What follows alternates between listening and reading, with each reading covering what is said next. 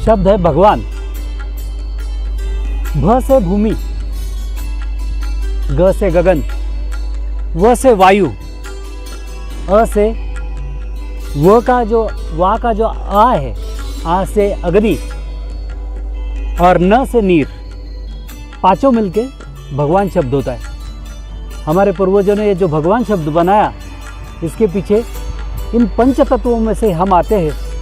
पूरे सृष्टि के, ब्रह्मांड के पूरे सजीव इन पंच तत्वों में से आते हैं और इन्हीं पंच तत्वों में विलीन हो जाते हैं। तो हमारे पूर्वजों ने ये जो भगवान शब्द बनाया था, उसका असली मतलब ये है, भ से भूमि, ग से गगन, व से वायु, अ से अग्नि और न से नीर, भगवान। और गौमाता सृष्टि का इकलौता प्राणी है जिसमें ये पंच महाभूतों का मतलब भगवान इस शब्द का असली अर्थ है।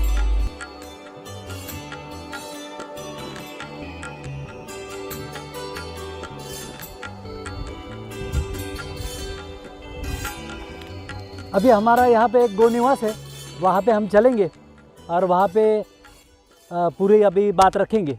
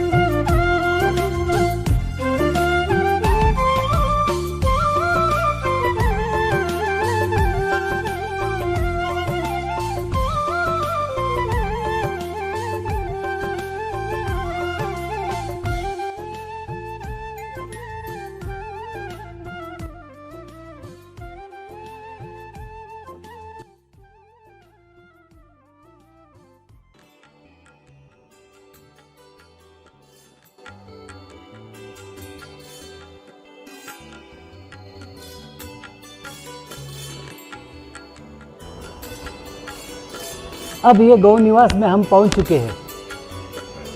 मित्रों, अभी आप देख रहे हैं यहाँ पे बहुत सारी गिर गौवंश की गौ माता है। अच्छा गौवंश है, रखा भी बहुत अच्छा है, उनको क्लीननेस है और गौ माता को अच्छी तरह से व्यवस्था की है, हवा लगे, पंखा, वेंटिलेशन की अच्छी सुविधा है। तो यहाँ पे जो भी गौ माता है उसका उन्होंने रिकॉर्ड भी अच्छी तरह से मेंटेन किया हुआ है। हर एक गौ माता का अलग अलग जो भी नाम उन्होंने रखे हैं, जैसे रागिनी है, जोगिनी है, मंगला है, रुशाली है, कपिला है, लक्ष्मी है, जयश्री, सावित्री, रेवती, मानसी, नर्मदा, तापी, ठुमरी, प्रियंका, जाह्नवी, सुमति, रंजना, गौरी, लाजरी, राधा, पंकजा, माधुरी। और उनके पिता का नाम, जो भी उनके नाम है उसके नीचे पिता का नाम भी लिखा है, माता का नाम भी लिखा है। इसमें इन्होंने पूरा इनका डाटा मेंटेन करने की कोशिश की है ताकि इनको पता चलता है कि कौन से पिता है, यहाँ पे क्रॉस ब्रीडिंग ना हो, इसके लिए इन्होंने अच्छा काम किया है। लेकिन हम आपको ये कह रहे थे कि अगर गौ निवास जो है उसमें आप डाटा कलेक्ट करो, रात के समय में या कुछ दिन दोपहर के धूप के समय में अपनी गौ माता जो है वो आपके गौ निवास में लो, और उसके बाहर में अगर एक खुला मैदान हो या फिर खुली अभयारण्य हो, गो अभयारण्य हो, उसमें अगर ये गौ माता रहती है तो उसको जो वातावरण मिलता है वो काफ़ी स्ट्रेसफुल मिलता है। और वहाँ पे एक फ़ायदा ये होता है कि हम अगर ये गौ निवास में रखते तो हम यहाँ पे उन्हें गौ माता को एक हमारा लिमिटेड पोषण के लिए हम चारा दे सकते हैं, मतलब एक ही टाइप का या ज़्यादा से ज़्यादा 3 या 4 प्रकार का हम चारा दे सकते हैं। उसमें उसको पोषक तत्वों का जो भरमार चाहिए वो नहीं मिल पाती। अगर हमने इनको गो अभयारण्य में रखा तो वहाँ पे काफ़ी सारी वन औषधियाँ अलग अलग वनस्पतियाँ होती है, उनमें से जो भी उनको पोषक तत्व चाहिए, माइक्रोन्यूट्रिएंट्स चाहिए, वो उनको मिलते हैं। तो और वो वहाँ पे खुले वातावरण में स्ट्रेस फ्री रहती है। वहाँ पे पहाड़ रहते हैं, पहाड़ों के नीचे एक नेचुरल हवा आती है, छाँव रहती है, वहाँ पे वो आराम से रह सकती है। तो मैं आपको एक छोटी सी कहानी सुनाता हूँ कि हमारा भारत देश जो है उसमें एक राज्य है उत्तरांचल, और उत्तरांचल में हमारे हिंदू धर्म के 4 धाम है। उत्तरांचल 4 धाम, उत्तराखंड के 4 धाम तो बद्रीनाथ है, केदारनाथ है, यमुनोत्री, गंगोत्री। तो ऋषिकेश से जब हम लोग बद्रीनाथ की तरफ जाते तो वहाँ पे एक हिल स्टेशन लगता है, टूरिस्ट स्पॉट है वो अच्छा, जोशीमठ के पास एक औली भी है और उसके पास वैली ऑफ फ्लावर है। तो वैली ऑफ फ्लावर की ही ये कहानी है, ये स्टोरी है। तो वैली ऑफ फ्लावर के आजू बाजू में जो गांव है वहाँ से जो गौली है या फिर वो भेड़ बकरियाँ लेके चराने के लिए जो जाते हैं वो वैली ऑफ फ्लावर के वैली में उतर के अपने भेड़ बकरियों को चराते थे। लेकिन वहाँ पे जो फूलों की खूबसूरती है या वहाँ पे जो अलग अलग किस्म के जो फूल है उसके बारे में मैं आपको थोड़ा सा डिटेल में बताऊंगा कि बहुत साल तक वहाँ पे बहुत अच्छी किस्म के फूल आते थे। तो उन फूलों से वहाँ पे दुनिया भर के कई जगहों में से, अलग अलग देशों में से वहाँ पे टूरिस्ट आते थे। तो बीच में उसका ज़्यादा वो भेड़ बकरियों के जाने के कारण वहाँ पे बहुत सारा बहुत जल्दी वो फूल ख़त्म हो जाते थे। तो वहाँ की गवर्नमेंट को ऐसा लगा कि अगर ये भेड़ बकरी चराने वाले अगर उन फूलों की तरफ ना जाए तो ये शायद ये फूल बहुत दिनों तक बच सकते हैं। तो उन्होंने उन सभी भेड़ बकरी वालों को वहाँ पे जाने से मना कर दिया, रिस्ट्रिक्टेड एरिया कर दिया वो। तो वहाँ पे वो भेड़ बकरियाँ नहीं जा पा रहे थे। तो धीरे धीरे ऐसा हुआ कि कुछ वो भेड़ बकरियों की जो ऑर्गेनिक सिस्टम था या संयुक्त सिस्टम था, मतलब वो भेड़ बकरी वहाँ पे जो भी घास खाते थे या वन औषधि खाते थे या फूलों का जो भी पत्ते खाते थे, फूल खाते थे, तो उसकी वजह से उनके पेट में से जो फिर उनके खाने के बाद में उनका जो गोबर निकलता था या फिर उनका जो वेस्ट निकलता था, उसके कारण वहाँ की जो पेड़ पौधे या फिर वहाँ की जो फूलों के जो वनस्पति थी उनके लिए बहुत सारा वो खाद मिलता था, नेचुरली मिलता था, वो सब ऑर्गेनिक थे एक दूसरे के ऊपर।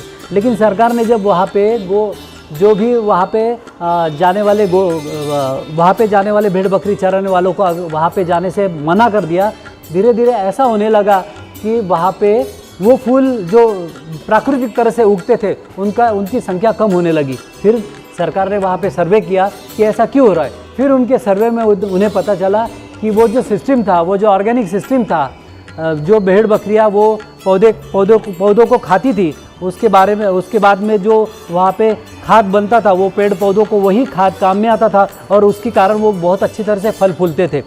तो फिर से वो भेड़ बकरी चराने वालों के लिए उसको खोला गया और फिर आज वहाँ पे जो वैली ऑफ फ्लावर है वहाँ पे बहुत अच्छा पहले जैसे ही फूल उगते हैं। जो वनस्पति काफ़ी फूल पौधे नष्ट हो गए थे वो फिर से प्राकृतिक दृष्टया फिर से उगने लगे हैं। तो हमारा ये कहने का मतलब ये था कि हमने अगर ऐसे गौ निवास में अगर हमारी गौ माताओं को सुविधा नहीं की, हाँ चाहे आप बीच में उसको रखते थे, जैसे मैंने पहले कहा कि बीच के समय में या रात के समय में आप गौ निवास रखिए, वहाँ पे अपना अच्छा जो गौओं से उसको रखिए, लाइए। और जो बाकी समय है गौ माता का घूमने का, मतलब सुबह और शाम को, तो आप अगर वहाँ गौ अभयारण्य में उसको चराएंगे या फिर घुमाएंगे तो मुझे ऐसा लगता है कि काफ़ी सारी जो लुप्त होती हुई वनस्पतियाँ है वो शायद फिर से उग सकती है और हमारा जो नेचर का आज हमारे सामने जो आज ग्लोबल वार्मिंग की समस्या है, शायद वो भी समस्या वहाँ पे नष्ट हो सकती है। इसीलिए हमारा ये कहना है कि आप अगर गो निवास करना चाहते तो उसके साथ में आप गो अभयारण्य की भी सुविधा अगर रखेंगे तो हमें ऐसा लगता है कि हमारा जो गोवंश है, जो आज दुनिया की सर्वश्रेष्ठ ताकत बन सकता है, उसके ऊपर अगर हम भारतवासी और हमारी गवर्नमेंट अगर उसके ऊपर काम करेगी तो मुझे लगता है कि ज़रूर हम इसके आगे आने वाले समय में हमारी गौमाता की अलग अलग प्रजातियों को हम विश्व स्तर पे बहुत अच्छा ऊंचा स्थान दे पाएंगे और दुनिया को हम गौमाता के पंचगव्य से निरोगी बना सकते हैं। तो आज का ये हमारा टॉपिक है, वो आपके ख्याल में आया होगा। देख रहे हैं हम कितना अच्छा उन गौमाताओं का ये वंश है, आगे की जनरेशन है, बहुत अच्छी जनरेशन है। देखिए, आप देख सकते हैं। तो उम्मीद है आज का ये टॉपिक आपको समझ में आया होगा।